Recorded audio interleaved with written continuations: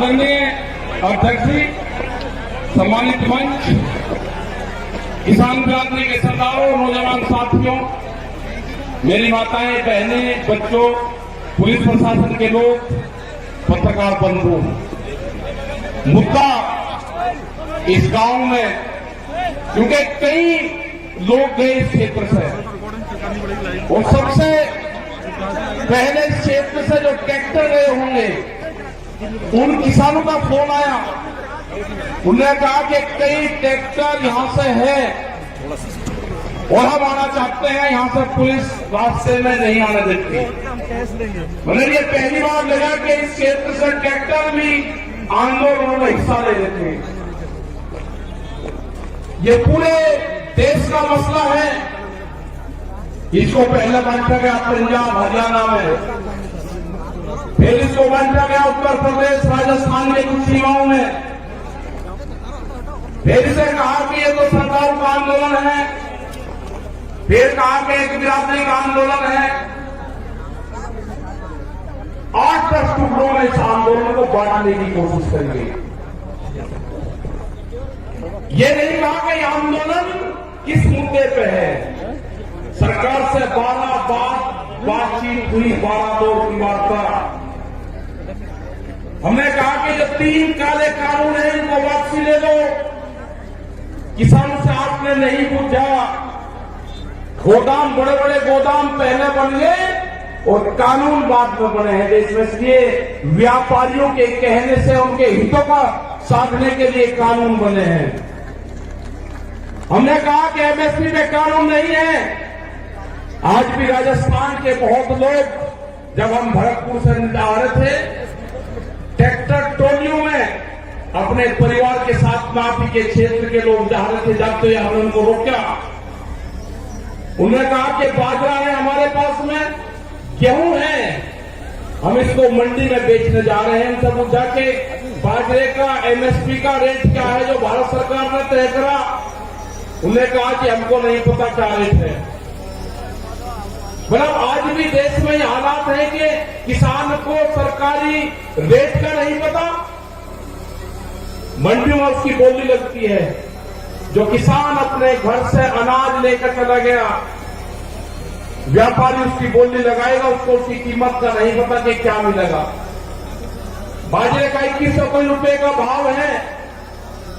हमने कहा कि आपको कहना का जो सरकारी रेट है उसके कम पे मैं खरीद नहीं करूंगा, आप वहीं पे बैठ जाना। वो 1100 से 1200 रुपए में बाजरे को बेच पाएगा किसान। 1400 और 1500 रुपए में गेहूं को बेच पाएगा। जब उसकी फसल 1 महीने बाद में उसकी फसल आ जाएगी, उसके घर में अनाज रखा है, उसको बेचने गया है। लड़ाई यही है। लड़ाई किसी जाति की नहीं है। लड़ाई है कि एमएसपी पे कानून बने। मिनिमम सपोर्ट प्राइस जो है 1975 रुपए से कम पे गेहूं का भाव नामित हो। वो चाहे सरकार खरीदे या कोई व्यापारी खरीदे, उसके कम पे खरीदना हो। 2100 रुपए के आसपास का बाजरे का रेट है। बाजरा उसके कम पे खरीदना हो। मक्का 1700-1800 रुपए का रेट है, उसके कम पे खरीदना हो। धान में 1800 रुपए से कम पे खरीदना हो।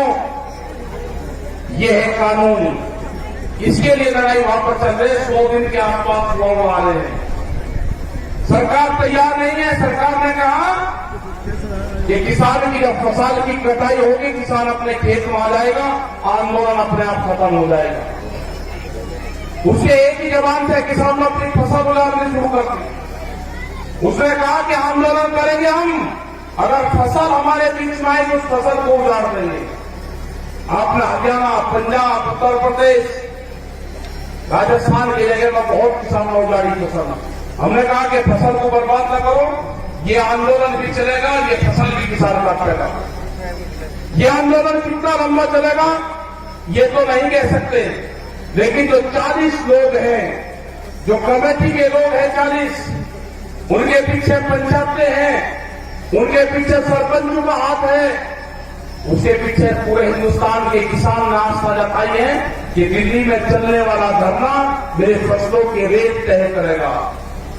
ये लड़ाई बड़े पूंजीपति से है, सरकार उनकी सपोर्ट में है। ये लड़ाई वही है जो जमींदारों के खिलाफ होती थी। ये लड़ाई वही है जो राजाओं के खिलाफ होती थी। वो लड़ाई भी अनाज की लड़ाई थी। ये लड़ाई भी अनाज के रेट की लड़ाई है। मैं नौजवान साथियों को अपने, जिसने इस पूरे देश के आंदोलन की कमान नौजवानों ने संभाली है अब की बार। ये बहुत कम देखने को मिलता है कि नौजवान किसी के क्षेत्र में आंदोलन की कमान अपने हाथ में संभाली हो तो वो आंदोलन कभी फेल नहीं हो सकता। वो आंदोलन फेल नहीं होगा कभी भी, क्योंकि जिस तरह से शाहजहांपुर का पूरे दिल्ली के क्षेत्र में यहां का नौजवान निकला है, उसने जाति धर्म सब चीज को भुला के, वोट को भुला के, कि कौन किस क्षेत्र का है, मेरी वहां पर आपस में क्या लड़ाई क्या टकरार है, सबको चीज को भुला के उसने दिल्ली के आंदोलन में शरीक हुआ। जिस तरह से यहां पर लोग इकट्ठा कर रहे हैं पैसा, सरकार कहती है कि धन कहां से आ रहा। इस आंदोलन को गांव का किसान चलाता है। इस आंदोलन को हल चलाने वाला किसान चलाएगा। इस आंदोलन को क्रांति से काम करने वाली हमारी महिलाएं चलाएगी। इस आंदोलन को हाजी और पाजी चलाएगा। ये आंदोलन क्रांति का आंदोलन है। ये आंदोलन फेल नहीं होगा। एग्रीकल्चर जो कृषि में काम आने औजार वाले जो है, इस आंदोलन को वही लोग चलाएंगे जो अपने खेतों में हाथ से काम करते हैं। कोई नहीं गया घर वहां से। यहां पर बैठे राजाराम जी मेन जी है, यहाँ पे युगवीर सिंह, जोगिंदर जी, अमनाराम जी, जो आपके शाहजहांपुर बॉर्डर को प्रमुख से देखते हैं। आप 200-200 किलोमीटर से यहां से जाते हो आप, और दिल्ली को होश नहीं अभी। कई लाख आदमी दिल्ली के चारों तरफ को है, और दिल्ली फिर कान खोल कर सुन ले, ये ट्रैक्टर भी वही है, ये किसान भी वही है। आप ज्यादा तानाशाही दिखाओगे, ये किसान अब की बार में ज्यादा तादाद में दिल्ली में जाएगा। ज्यादा तादाद में किसान जाएगा। यहाँ की फसल कट जाएगी हमारी 1 महीने में। ये कह रहे कि किसान ट्रैक्टर से नहीं आएगा दिल्ली। ये किसान दिल्ली ट्रैक्टर से ही आएगा। जब इसको दिल्ली कोच करेंगे, ये किसान अपना ताम झाम लेकर आएगा। हर क्रांति होगी देश में। खेत में चलने वाला हर औजार वो साथ लेकर आएगा। जब जब भी बड़ी बड़ी लड़ाइयां हुई, उसमें साथ लेकर चला है। वो जानते हैं ये कौन सा क्षेत्र है। ये बेहद क्रांतिकारियों का क्षेत्र राजस्थान। बड़ी बड़ी लड़ाइयां यहां पर लड़ी गई। ये किसान पीछे नहीं हटेगा। जो मेरा नौजवान साथी है वो पीछे नहीं हटेगा। अपने खेत की मिट्टी को जब दिवाली, होली अब आएगी, दुल्हनी आएगी, रंग नहीं लगाना अपनी बार। अपने गांव की खेत की मिट्टी अपने शरीर पे लगा देना, उससे अपने शरीर को टच करवा लेना अपने खेत की मिट्टी से। जब आप दिल्ली लड़ने जाओगे अब की बार, अपने खेत की मिट्टी अपने साथ लेके जाना। हो सकता है कि वहां से आपका गांव आपके याद आए। जब मिट्टी आपके साथ में रहेगी तो गांव याद नहीं आएगा आपके। अपने खेत की मिट्टी अपने पूजा स्थान में रखो। अगर ये आंदोलन में किसान फेल हुआ तो 20 साल में आपकी जमीनें नहीं बचेगी। इतना कर्जा किसानों के ऊपर आ जाएगा। सब लुटेरे आगे हैं। इन लुटेरों का मुकाबला होगा जेरी और सांगों से, जो खेत में भूख हटाने के काम आते हैं। ये लुटेरे हैं, देश को लूटने आए हैं। इनका मुकाबला होगा, इनसे लड़ना पड़ेगा। पूरा दिल्ली को चारों तरफ से किसानों ने घेर रखा है। लड़ाई कितनी लंबी चलेगी ये तो नहीं कह सकते, लेकिन लड़ाई चलेगी, किसान जीतेगा। किसान हार कर दिल्ली से नहीं आएगा वापसी। सरकार कान खोल कर सुनना, दिल्ली की सरकार न किसान कायम आएगा, न किसान वापसी आएगा। जब तक एमएसपी में कानून नहीं बनेगा, 3 दिन वापसी नहीं होंगे। और भी बहुत से भी लेकर आ रहे हैं। जब तक किसान वापसी नहीं होगा। जो मेरे बुजुर्ग हैं, उनका जिस तरह से साथ मिल रहा है आंदोलन में, उन्हें जिस तरह से नौजवान साथियों कहा कि आप चलो आंदोलनों में, हमारे अध्यक्ष यहां पर बैठते हैं, 90 साल से ज्यादा उम्र इनकी है, कह रहे कि आंदोलन लड़ाई लड़ो, आंदोलन करो, दिल्ली चलो। तो यही सारे नौजवानों का, सारे युवाओं का, सारी महिलाओं का यही कहना है कि दिल्ली से वापसी नहीं आना। ये लड़ाई किसी जाति बिरादरी की नहीं है, ये लड़ाई किसान के अस्तित्व की है। इस लड़ाई को हमको लड़ना पड़ेगा, बहुत मजबूती के साथ लड़ना पड़ेगा।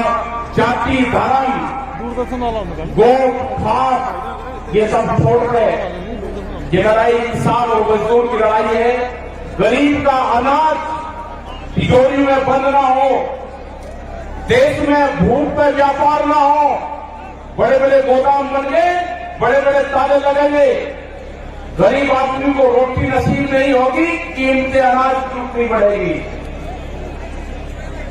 ये लड़ाई है रोटी तिजोरी में बंद ना हो, ये लड़ाई है व्यापारी के चुंगल में अनाज न जाए, ये लड़ाई है किसान को फसलों के दाम मिले। ये लड़ाई जारी रहेगी, आंदोलन हमारे जारी रहेंगे और हम पूरे देश भर में जाएंगे। पूरे देश भर में 24 मार्च तक के प्रोग्राम हमारे लगे हुए हैं अभी।